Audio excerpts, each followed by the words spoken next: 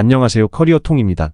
2023년 귀속 연말정산 실무강의 교육비 세액공제를 시작해 보겠습니다. 우선 특별세액공제에 해당하는 교육비의 특징을 보겠습니다. 첫 번째로 나이 요건을 보지 않으면서 직계 존속은 제외합니다. 두 번째로 장애인 특수교육비는 무조건 적용을 해줍니다.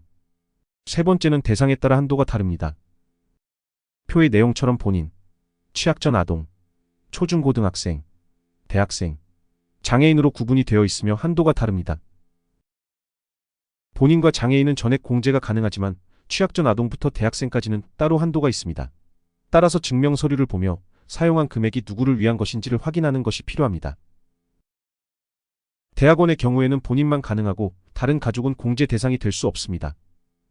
마지막으로 체험학습비 30만원, 교복비 50만원 같이 세부 한도가 따로 있다는 특징이 있습니다. 공제율은 일괄적으로 15%입니다. 그리고 23년부터는 공제 대상에 대학 입학 전형료와 수능 응시료가 추가되었습니다.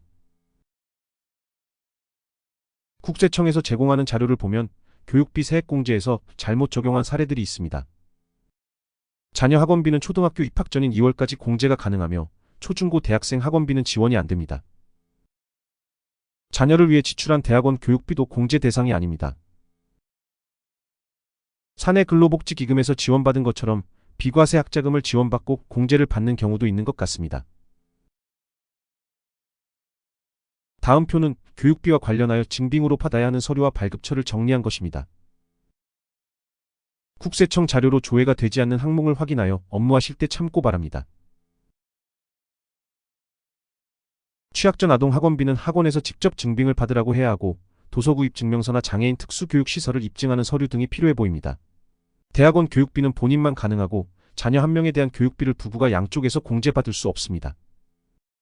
그리고 보험료와 마찬가지로 지원받은 금액은 지출액에 포함되면 안 됩니다. 여기 사례를 보겠습니다. 최반도는 현재 근로자 수강 지원금을 회사로부터 수령하였습니다.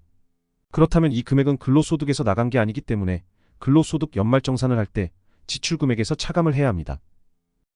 증빙에서는 일반 교육비 합계로 150만원을 지출했다고 하는데 100만원은 지원을 받은 것이니 실제로 본인의 근로소득에서 지출한 금액인 50만원만 공제 대상이 되는 겁니다.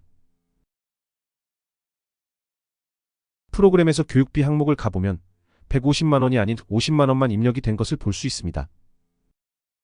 보험료처럼 차감을 해주는 실손보험 항목이 없기 때문에 순액으로 바로 50만원을 적으면 됩니다. 또 다른 증명 서류에는 대학원 지출액인데 배우자는 공제 대상이 아니라서 영수증은 효력이 없습니다. 대학교 등록금 같은 경우에는 한도 내에서 가능합니다. 대학교 등록금 한도는 1인당 연 900만원인데 1000만원을 지출하였습니다. 한도를 자동으로 잡아주기 때문에 900까지만 적는 것이 아니라 전액을 그냥 적어주면 됩니다.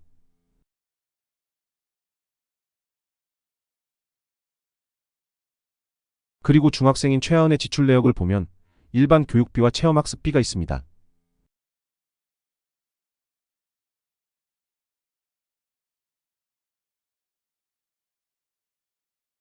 중학생을 설정하고 국세청 자료 칸을 클릭하면 이렇게 팝업이 뜹니다.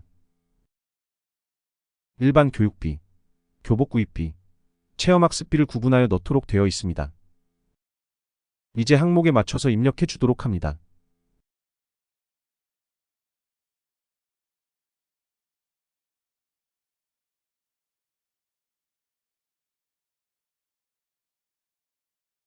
참고로 적혀있는 교육비 한도도 확인해 주면 됩니다.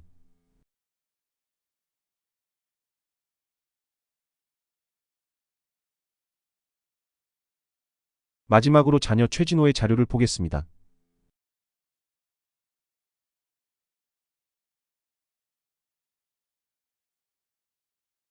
간소화 자료가 아닌 납입증명서를 제공한 것이며 취약전 아동에 대한 태권도장 학원비입니다.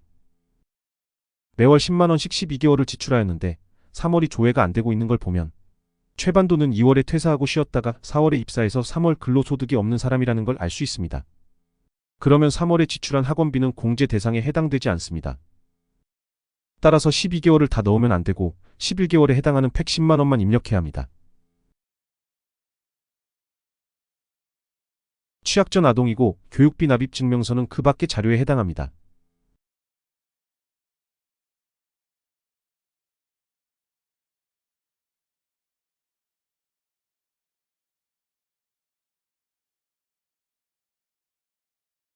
계산하기를 눌러주면 됩니다. 가족 중에 장애인에 대한 자료는 없으며 모든 금액을 일반에 입력하였습니다.